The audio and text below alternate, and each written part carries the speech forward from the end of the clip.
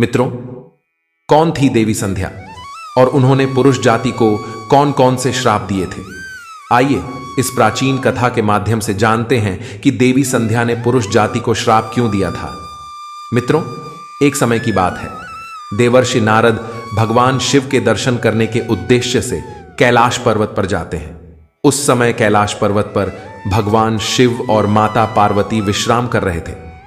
तभी देवर्षि नारद को देखकर भगवान शिव प्रसन्न होते हैं और कहते हैं, हे नारद, आज किस कारण से कैलाश पर तुम्हारा आगमन हुआ है? अवश्य ही प्रभु ने कोई लीला रची है जिसका भाग्य बनकर तुम यहां पर आए हो। तब नारद जी कहते हैं, हे भोलेनाथ, आप तो संसार के कण कण में वास करते हैं, भला आपसे कोई बात कैसे छुपी रह सकती है? हे प्रभु, मन में आपके दर्शन करने की इच्छा हुई तो चला आया। आज मेरे मन में एक शंका जागृत हुई है, उसी का समाधान करने के उद्देश्य से मैं आपके पास आया हूँ। कृपया मेरी इस शंका का समाधान कीजिए। भगवान शिव कहते हैं, हे नारद, तुम्हारे मन में जो भी शंका हो, निसंकोच होकर पूछ लो, तुम्हारी हर शंका का समाधान किया जाएगा। तब देवर्षि नारद कहते हैं, हे महादेव, आप परम दयालु और कृपालु हैं, अपने सभी भक्तों पर समान कृपा दृष्टि बनाए रखते हैं। भक्त के मन में क्या चल रहा है आप स्वयं ही जान लेते हैं और उसकी इच्छा को पूर्ण करते हैं, और मेरे मन में जो शंका है उसे भी आप भली भांति जानते हैं। तब भगवान शिव कहते हैं, हे नारद, तुम्हारे मन में जो प्रश्न उठ रहा है मैं उसे जानता हूं, इसीलिए अब पूछने में संकोच न करो। तब देवर्षि कहते हैं, हे प्रभु, आज मैं आपके पास यह जानने के लिए आया हूँ कि देवी संध्या कौन थी और उन्होंने समस्त पुरुष जाति को कौन सा श्राप दिया था। आज मैं आपके पास देवी संध्या का महत्व सुनने के लिए ही आया हूँ। तब भगवान शिव कहते हैं, हे नारद, आज तुमने उत्तम प्रश्न किया है। इसमें समस्त मानव जाति का कल्याण छिपा हुआ है। आज मैं तुम्हें देवी संध्या के जन्म की कथा सुनाता हूं। इस कथा में तुम्हें तुम्हारे सभी प्रश्नों के उत्तर मिल जाएंगे। इसीलिए देवी संध्या के इस प्राचीन इतिहास को तुम ध्यानपूर्वक सुनो। इसका श्रवण करने मात्र से ही मनुष्य के सारे पाप क्षण भर में जलकर भस्म हो जाते हैं। देवर्षि कहते हैं, हे प्रभु, मैं इस कथा को ध्यान से पूरा अवश्य सुनूंगा। कृपा करके आप मुझसे वह कथा कहिए। फिर भगवान शिव देवर्षि नारद को उस महान नारी संध्या की कथा सुनाना आरंभ करते हैं।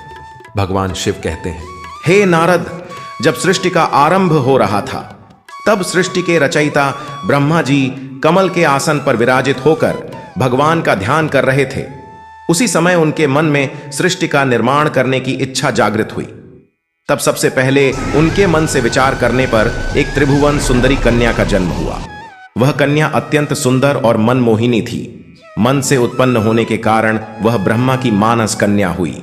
ब्रह्मा जी उस समय ध्यान कर रहे थे और ध्यान करते समय वह कन्या उत्पन्न हुई, इसीलिए उसका नाम संध्या हुआ। जब ब्रह्मा जी ने उस अत्यंत सुंदर स्त्री की ओर देखा तो कुछ क्षणों के लिए ब्रह्मा जी का मन विचलित हो गया। उसका मनमोहक रूप देखकर ब्रह्मा जी मोहित हो गए और उनके मन में काम भाव जागृत हुआ। ब्रह्मा जी की ऐसी कुपित दृष्टि पड़ते ही उस देवी का तेज नष्ट हो गया, जिसके बाद देवी संध्या बहुत दुखी हो गई और उस स्थान को छोड़कर चली गई।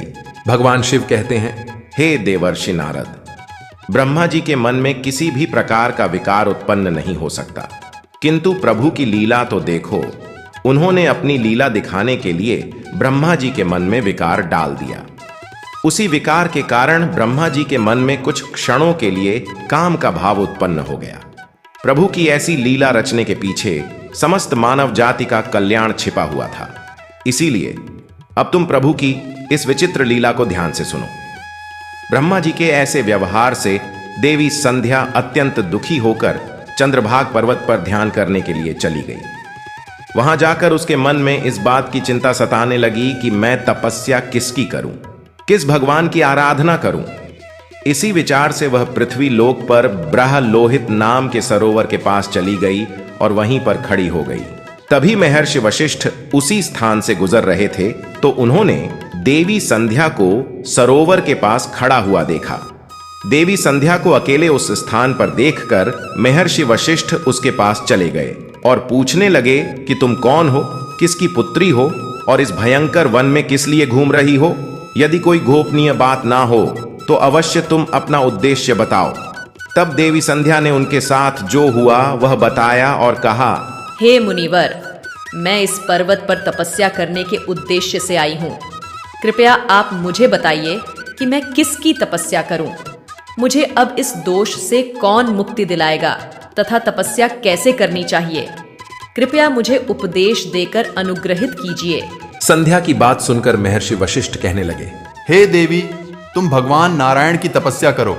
ओम नमो नारायणाय नमः इस महामंत्र का जाप करो। जब तक भगवान के दर्शन ना हो तब तक इस मंत्र का जाप करती रहो। स्वच्छ वस्त्र पहनकर उत्साह और प्रेम के साथ इस नियम का पालन करो। मौन धारण करते हुए भगवान के नाम का जाप करो। तुम्हारी भक्ति से प्रसन्न होकर भगवान विष्णु तुम्हें अवश्य दर्शन देंगे। इस प्रकार से महर्षि वशिष्ठ देवी संध्या को उपदेश देकर वहां से चले गए। देवी संध्या को अब तपस्या का मार्ग मिल गया था। उसके हर्ष की सीमा न रही और बड़े आनंद के साथ श्री हरि विष्णु की सेवा में लग गई। वह महर्षि के बताए हुए नियमों का पालन सावधानी से करने लगी। इस प्रकार सभी नियमों का पालन करते हुए देवी संध्या ने 4 युगों तक अपनी तपस्या चालू रखी। उसका व्रत, तपस्या और भगवान के प्रति श्रद्धा को देखकर सभी देवताओं को बड़ा आश्चर्य हुआ। भगवान विष्णु भी देवी संध्या की तपस्या से अत्यंत प्रसन्न हुए और फिर वे मनोहर चतुर्भुज रूप धारण करके उसके सामने प्रकट हुए और देवी संध्या से कहने लगे, हे देवी, उठ जाओ, अपनी आंखें खोलो। मैं तुम्हारी भक्ति से अत्यंत प्रसन्न हूं। भगवान विष्णु की मनोहर छवि देखकर देवी संध्या शीघ्रता से खड़ी हो गई। भगवान का वह रूप सेकंडों सूर्य के समान तेजवान दिखाई पड़ रहा था। भगवान के ऐसे रूप को देखकर देवी संध्या स्तब्ध हो गई। उसे समझ में नहीं आ रहा था कि वह क्या करे और क्या कहे। उसके मन में भगवान की स्तुति करने की अभिलाषा हुई, किंतु वह भगवान के उस रूप को देखकर कुछ भी बोल नहीं पा रही थी। फिर भगवान विष्णु ने देवी संध्या की मनोदशा को जान लिया और उसे दिव्य ज्ञान, दिव्य दृष्टि तथा दिव्य वाणी प्रदान की। फिर देवी संध्या बड़े उत्साह से भगवान विष्णु की स्तुति करने लगी। उसके एक एक वाक्य में उसकी भक्ति और समर्पण दिखाई पड़ रहा था। तपस्या के कारण संध्या का शरीर अत्यंत क्षीण और कमजोर हो गया था। तब भगवान ने अपनी अमृतमयी दृष्टि डालकर उसके शरीर को हष्टपुष्ट बना दिया और मधुर वचन में उससे कहने लगे, हे देवी, तुम्हारी तपस्या से मैं अत्यंत प्रसन्न हूं। तुम अपनी इच्छा के अनुसार वर मांग लो। फिर देवी संध्या ने कहा, हे प्रभु, यदि आप मुझ पर प्रसन्न हैं और मुझे वरदान देकर अनुग्रहित करना चाहते हैं तो मैं पहला वर यह मांगती हूँ कि संसार में जितने भी प्राणी हैं, पैदा होते ही उनके मन में काम का विकार उत्पन्न ना हो। दूसरा वर मैं यह मांगती हूँ कि मेरा पतिव्रता धर्म कभी खंडित ना हो। और तीसरा वरदान मुझे यह दीजिए कि अपने पति के अलावा किसी अन्य पुरुष के प्रति मेरे मन में आसक्ति ना हो। जो भी पुरुष मेरी ओर कामभाव से देखें वह पुरुष नपुंसक हो जाए। फिर भगवान विष्णु ने वरदान देते हुए कहा, हे कल्याणी, आज तुमने संसार के कल्याण के लिए उत्तम वर मांगा है। इसीलिए आज से ही पैदा होने के बाद किसी भी प्राणी में काम वासना का भाव नहीं होगा। मनुष्य के शरीर की 4 अवस्थाएं होगी, बाल्य, कौमार्य, यौवन और जरा। मनुष्यों में कौमार्य अवस्था के अंत में ही काम भाव का उदय होगा। तुम्हारी इस तपस्या से आज मैंने यह मर्यादा स्थित कर दी है। संसार में कोई भी प्राणी पैदा होते ही काम भावना से युक्त नहीं होगा। तुम्हारे सतीत्व की प्रशंसा तीनों लोकों में होगी और तुम्हारे पति के अलावा जो भी पुरुष तुम्हें काम की दृष्टि से देखेगा वह तुरंत ही नपुंसक हो जाएगा। तुम्हारे पति बड़े भाग्यवान, तपस्वी, सुंदर तथा तुम्हारे साथ 7 कल्पों तक जीवित रहने वाले होंगे। हे देवी, तुमने जो जो वर मांगे हैं मैंने वह वर तुम्हें प्रदान किए हैं। अब मैं तुम्हारे मन की बात कहता हूं। पहले तुमने अग्नि में अपने शरीर को त्याग देने की प्रतिज्ञा की थी। ये प्रतिज्ञा तुम्हें इसीलिए करनी पड़ी क्योंकि ब्रह्मा की दृष्टि तुम पर पड़ चुकी थी। निर्दोष होने पर भी तुम अपने इस शरीर को त्यागना चाहती हो। हे देवी, यहां से पास ही चंद्रभागा नदी है। उस नदी के तट पर महर्षि मेधातिथि एक ऐसा यज्ञ कर रहे हैं जो 12 वर्षों में पूर्ण होगा। उसी यज्ञ में तुम अपने शरीर का त्याग करके अपनी प्रतिज्ञा पूरी करो, किंतु तुम वहां पर ऐसे वेश में जाओ कि मुनियों की दृष्टि तुम्हारे ऊपर न पड़ सके। मेरी कृपा से तुम अग्निदेव की पुत्री हो जाओगी। जिसे तुम अपना पति बनाना चाहती हो, उसका चिंतन करते हुए तुम उस अग्नि में अपना शरीर त्याग दो। भगवान शिव कहते हैं, हे नारद! इतना कहकर भगवान विष्णु ने अपने हाथ से देवी संध्या के मस्तक को स्पर्श किया। भगवान का स्पर्श होते ही देवी संध्या का शरीर आटे का बन गया। भगवान ने ऐसा इसीलिए किया क्योंकि मुनियों का वह यज्ञ संसार के कल्याण के लिए हो रहा था और उस अग्नि में मांस ना गिरे और अग्निदेव मांस भोजी ना बन जाए। तदनंतर देवी संध्या अदृश्य होकर उस यज्ञ के स्थान पर गई। उस समय उसके मन में एक ही भावना थी। उसने पृथ्वी पर आते ही सबसे पहले महर्षि वशिष्ठ जी के दर्शन किए थे।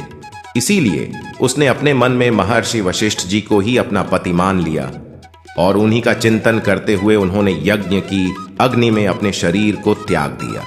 भगवान शिव कहते हैं, हे नारद! फिर भगवान की आज्ञा से अग्निदेव संध्या के शरीर को सूर्य मंडल पर लेकर गए। फिर सूर्यदेव ने संध्या के शरीर के 2 भाग करके देवताओं और पितरों को प्रसन्न करने के लिए अपने रथ पर स्थापित कर दिया। उसके शरीर का ऊपरी भाग प्रातःकाल हुआ और शेष भाग संध्या काल हुआ। देवी संध्या के कारण ही सुबह सूर्योदय के समय को प्रातः संध्या कहा जाता है और सूर्यास्त के समय को संध्या काल कहा जाता है। इस प्रकार से देवी संध्या जो त्याग की मूर्ति थी, उन्होंने अग्नि में प्रवेश करके अपने जीवन को समाप्त कर दिया। भगवान विष्णु के वरदान से देवी संध्या दूसरे जन्म में अरुंधति के रूप में प्रकट हुई और ब्रह्म ऋषि वशिष्ठ जी की पत्नी हुई। भगवान शिव कहते हैं, हे नारद! इस प्रकार से देवी संध्या के कारण ही संसार में जन्म लेने वाला प्रत्येक प्राणी काम के भाव से रहित होता है। उसके अंदर किसी भी प्रकार की काम वासना नहीं होती है और जब वह कौमार्य को प्राप्त हो जाता है तभी उसमें काम वासना उत्पन्न होती है। इस प्रकार से मैंने आपको देवी संध्या के जीवन का चरित्र सुना दिया है। तब देवर्षि कहने लगे, हे प्रभु, आपने देवी संध्या के चरित्र को सुनाकर मुझ पर बड़ा उपकार किया है। देवी संध्या की कथा सुनकर मैं धन्य हुआ। आपका कोटि कोटि धन्यवाद। हे प्रभु, अब मैं इस कथा का तीनों लोगों में प्रचार करूंगा। तो मित्रों, इस प्रकार से भगवान शिव ने देवर्षि को देवी संध्या की कथा सुनाई है। आपको यह कथा कैसी लगी? कमेंट करके अवश्य बताएं। जानकारी अच्छी लगी तो वीडियो को लाइक जरूर करें और कमेंट में हर हर महादेव, जय श्री हरि विष्णु अवश्य लिखें। साथ ही चैनल को सब्सक्राइब करें ताकि ऐसी ही आध्यात्मिक जानकारी आपको प्राप्त हो। मिलते हैं अगली प्रस्तुति में। आज के लिए बस इतना ही। आप सभी का धन्यवाद।